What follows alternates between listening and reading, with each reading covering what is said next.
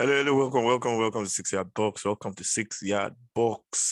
This is the Premier League review, looking at all the games over the weekend, week 27. There's been some great results, some shocking refereeing decisions. Refereeing decisions are just going crazy now.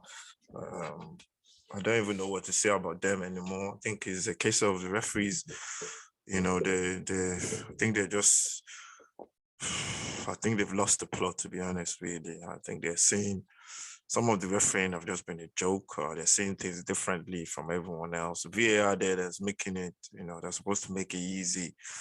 It's not the VAR, it's the people making the decisions, and at least they are, they're using that element of doubt about when making their decision. So if you see something and it's a doubt, and then you see another image that is clear, you can see it properly, then what do? Like basically you ignore the doubt and then you go with the new image that you've seen. So it's like I don't understand, but they're using that element of doubt. If there's a doubt there, then don't give it. But sometimes you there's a doubt, but you look at something, you think, I'm not sure, then you look at it again and go, yeah, I am sure. They need to try and think in it. I think for me, I think it's all I think it's all like a psychological kind of thing for the referees. I think the referees, some of them are thinking, if I have a doubt about any decision, then I'm not gonna give it. Whereby, yeah, you can have a doubt. There's nothing having a doubt about stuff, but then you look at something else from a different angle and you go, yeah, I'm gonna give it now because it's a lot clearer now. So I don't understand what the referees are doing. I don't get it. So let's go into all the main fixtures for the week. Week 27 kicked off on a Friday. Southampton beating Norwich. That was a straightforward game. Southampton played really well, scored the goals, and won the game easily. Then we go on to the Leeds Tottenham game. Before this game, I was saying if Tottenham lose to Leeds, then they should just pack up and go and play in Division 1. And that's what it turned out to be. It should have been more. Tottenham scored 4, Harry Kane and Son on target again. And and I think I think that result was clear to see. I think one thing I think Tottenham need to do when they go into games where teams sit back. I think this is okay for them. Leeds where they don't sit back, they go man for man all over the pitch. But one thing I think Tottenham should just try and be a little bit more on the front foot, especially against those teams that sit back and I still think they need somebody that can open up defenses with a pass, with it like Ericsson did. You can see him in the game against Brentford and Newcastle. Ericsson showed what kind of player he still is, and I think Tottenham need that kind of a player. Bielsa got the sack after that game, which was surprising. I don't know where they'll go from there. They got Jesse Mack, who used to coach RB Leipzig. I think that's who they're gonna go for. But I don't know. I think they'll struggle until they get those injuries back. I think they will still struggle. The manager might make them a little bit more defensive and more, difficult to beat. And I think that's what might happen. I think that was the argument against Bielsa that he never changed. They never made them solid. They were too open. Then we go on to the Brentford Newcastle game. That was a 3 o'clock kickoff game. Brentford got a man sent off. It was a red card. The guy, I think the tackle was over the top. I think it was trying to protect the ball, but when you catch somebody at that high up, you're gonna get sent off. Newcastle won the game 2 goals. Joelinton scoring, and Joe Willock as well scoring for Newcastle. Crystal Palace Burnley 1-1. I didn't really watch that one. I know Zaha had a couple of chances. But Burnley are playing into form just about the right time. They know what they're doing. They've been through this position so many times, and the experience is telling us they're picking up points. That's like I think that's 7 points in 9. I think. So that's a good form. United, Watford. This one was a banker. I thought United were going to win, but they struggled to break Watford down. First half they played really well, opened Watford up. But they just couldn't find that goal, and goal is the key thing in this Premier League.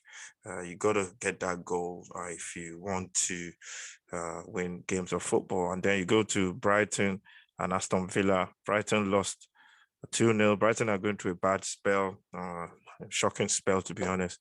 But I think they're just one of those teams that go through spells, and I think they'll come out of it as well. Big deal for Villa. Villa had to win that game, and they won by 2-0. We go to Everton City. This was the game everybody was talking about. City were almost losing. They were almost going to drop points again. It was a shocking decision. The goal they scored two were very lucky goal that they scored to Phil Foden, and the decision was shocking to everybody. As soon as I saw that ball, I didn't even need VAR. I said it was a pen. As soon as I saw it, but apparently the referee was looking at two different pictures, and the second one was clear. The first one was from a different angle, where you couldn't see. And decisions are just shocking. And yeah, City got away with it. They still have the 3 points gap. They have 6 points now. Liverpool have a game in hand because they played in the Carabao Cup. Then West Ham Wolves, that was a big win for West Ham. They keep their top 4 hopes alive, keep them in the mix, and they just won that game 1-0. There was not much in it. Wolves played well as well, but I think West Ham just got that goal that gave them the victory. At this stage of the season, it's all about just getting goals, getting points on the table, and winning games. Let's look at the table as it stands now. City's still up there, 6 points gap on Liverpool with a game in hand. Actually, with how many games? With like 2 games in hand. Is it 9, 20, 21? With 21. Actually, 3 games. Liverpool has got 3 games in hand. They've got 3 games in hand on City. So if they win all their 3 games, they will be top of the table. They will go top now. If they've got 18, they've got 19, 20, 21. So they've got 3 games. If they win their 3 games in hand, Liverpool will go top. Yeah, if they win their 3 games in hand, they will go top. But I think one of those games is against City. So that's where the caveat is. So yeah, as long as City will stop them from winning that game. But Liverpool are second on 60 points. They've got 5 wins out of 5. And they're flying. They're the form team right there. And then you got Chelsea. They have 2 games in hand as well. They're on 10 points behind Liverpool. Then you have United on 47. You have West Ham 45. You have Arsenal 45 as well. You have Tottenham 42. Wolves are 8 in the table. Southampton, Brighton. Bottom of the table, Norwich, Watford, Burnley are still in the bottom 3, but they were just 1 point away from safety behind Everton. Leeds are getting dragged down there as well. They have to pick up points as soon as possible. So that's the review, the recap for the weekend. Games are coming thick and fast. So join us for another packed weekend of Premier League games. We're going to be doing the Premier League previews as well. I'm sure you join me for that one. And yeah, I'll see you next time. This is the Premier League show. This is the EP Premier League. This is the weekend review, looking back at all the games over the weekend. Promises to be another exciting weekend.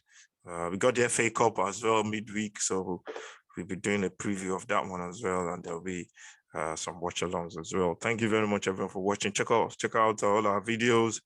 Some of the video, apologies for one of the videos, the Sunday back page, which is a new one, Sunday back page.